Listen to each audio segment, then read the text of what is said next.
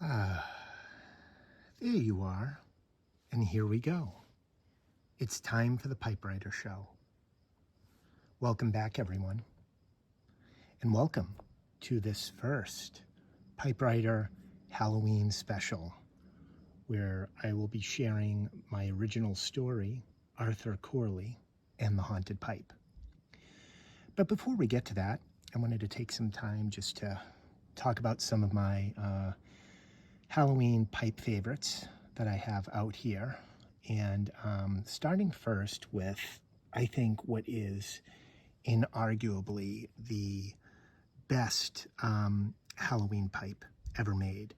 And that is the Peterson Samhain pipe. And some of you may have heard about this on Eric the Blue Collar Pipe Smokers channel. This is really, I think, where it all began, and it is a beautiful pipe. You can see it has a little witch on the band and the Peterson emblem with Halloween on the bottom. So a nice celebratory piece that really pays tribute to a holiday that I think so many of us pipe smokers and storytellers love for a reason, because let's face it, there's a lot of great times of year when smoking a pipe is special, but I think the fall season always is extra special, especially Halloween. And to do that,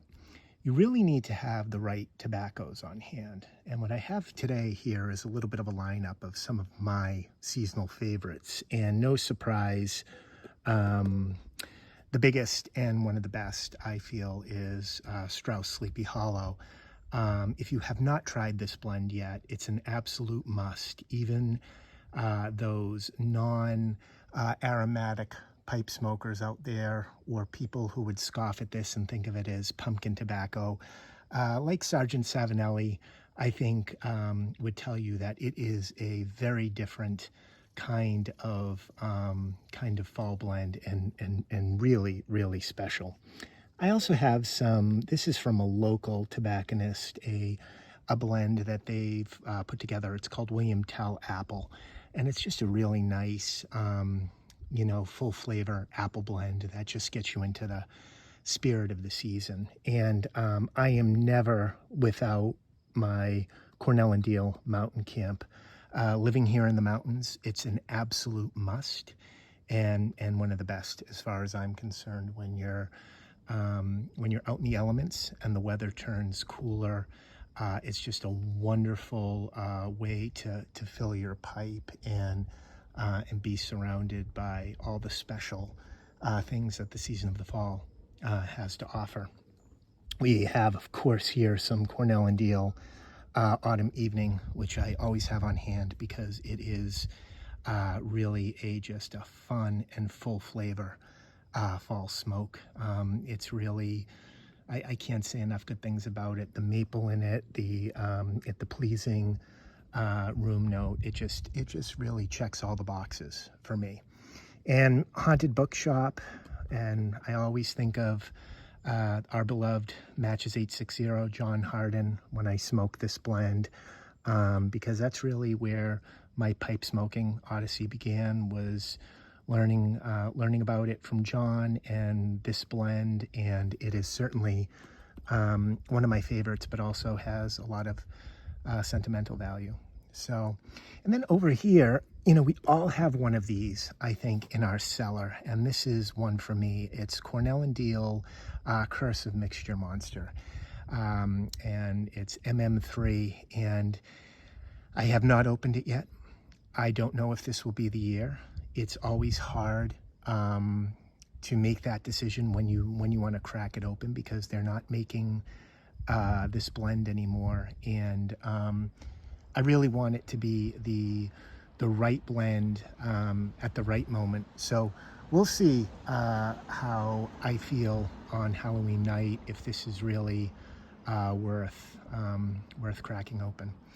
And it's always good to just have some of your fun little pipe tchotchke around. I have this Bates Motel ashtray, which I picked up many years ago, and a little skull pipe holder, which incidentally is holding another pipe, Halloween pipe, which I think is really terrific, which is the Dr. Jekyll and Mr. Hyde pipe from Peterson, which I think is another just great pipe, which I think had a lot of creativity. You can see on the Dr. Henry Jekyll side, it's very smooth and dignified, just as the good doctor was. But as is the case with some folks, it has a dark and craggly side. So I think that this is just a fun favorite that's in my collection, and one that I love. So anyway, I hope you all enjoy your Halloween holiday. It's always a great time of year, and I wanted to take this moment to give a shout out to all the members of the pipe community who've made some great Halloween videos, not only this year, but over the years, that keep raising the bar for us. So without further ado, I'm going to get into why we're all here today, and that is for the Pipe Writer world premiere of my original spooky Halloween tale that was written just for this YTPC community, and it is called Arthur Corley and the Haunted Pipe. Arthur Corley liked his pipes, a little too much, some say. Legend has it was a pipe that killed him and his wife one day.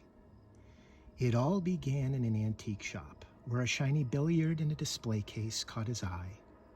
He was there for an anniversary gift, but there was nothing there to buy. The old woman behind the counter noticed his interest and came towards him with a grin. "Isn't that a beautiful pipe?" she said sweetly.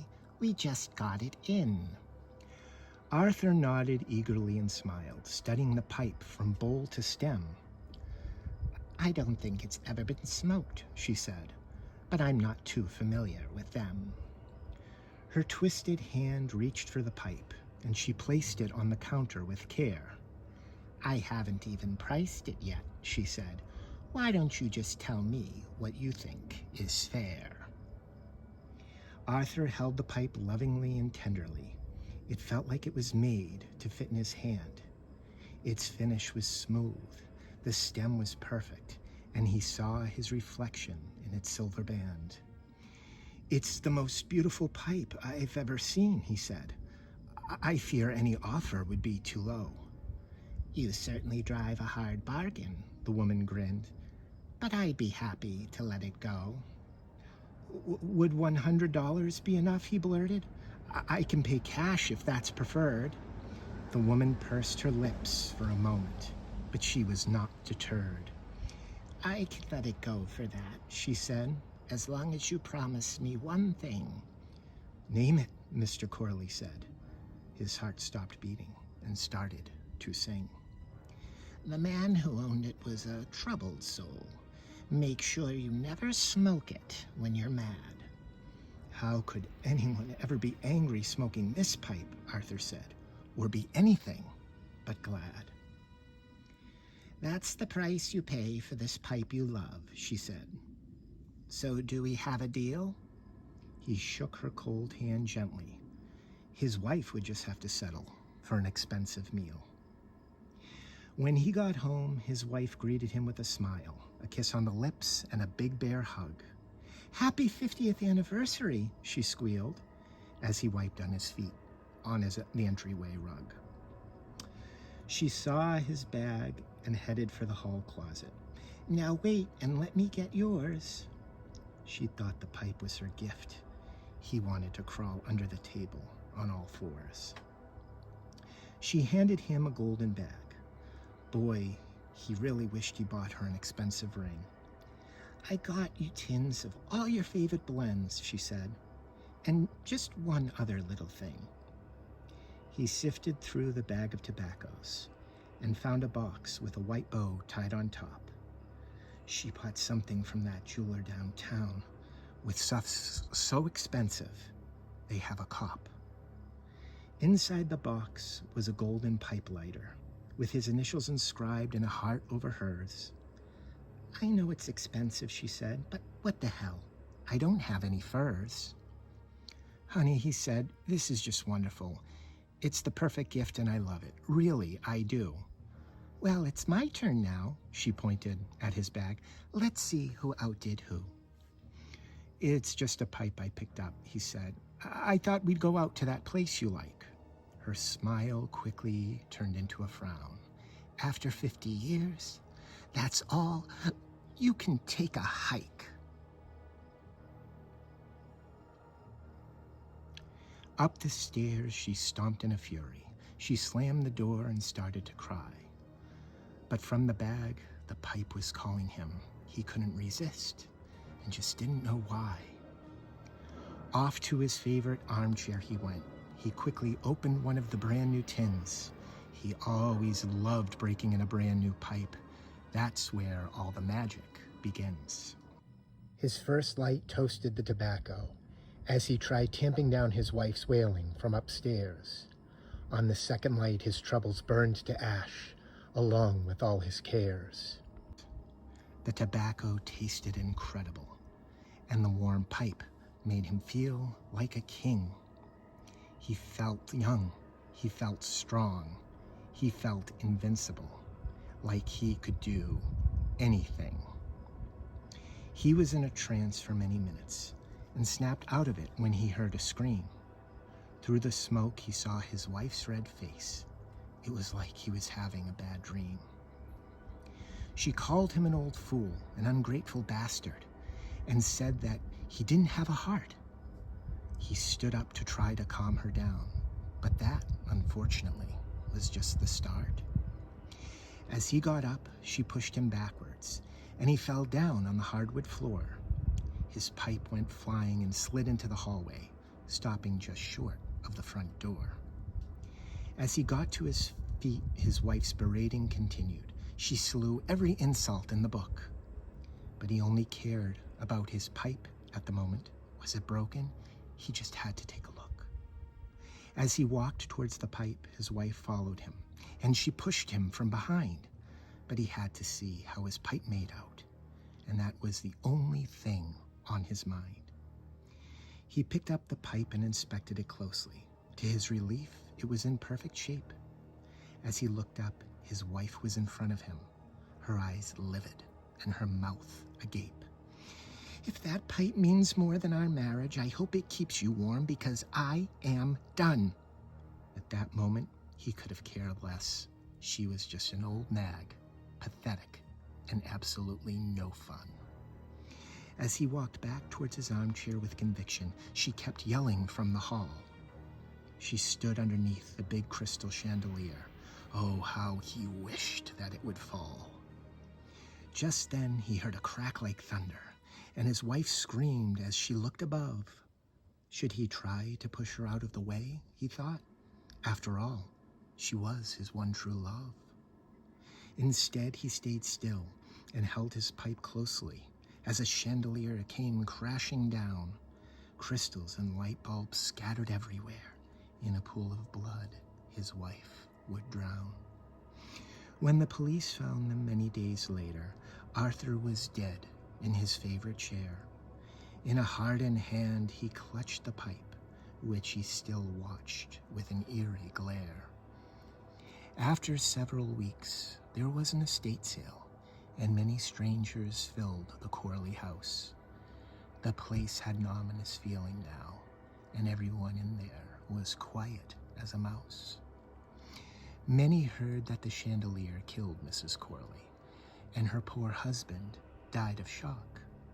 One woman there knew what really happened, but only pleasantries she would talk. She shuffled through the house from room to room and saw it on a table near a book. With a twisted hand, she grabbed it quickly. No one ever saw the haunted pipe she took. The end. I hope you all enjoyed Arthur Corley and the Haunted Pipe. I hope you all have a happy Halloween enjoying all of your tobacco favorites and all of your Halloween pipes. I know I will. And remember to smoke slow, type fast, and live every day as if it's your last. Take care, everyone.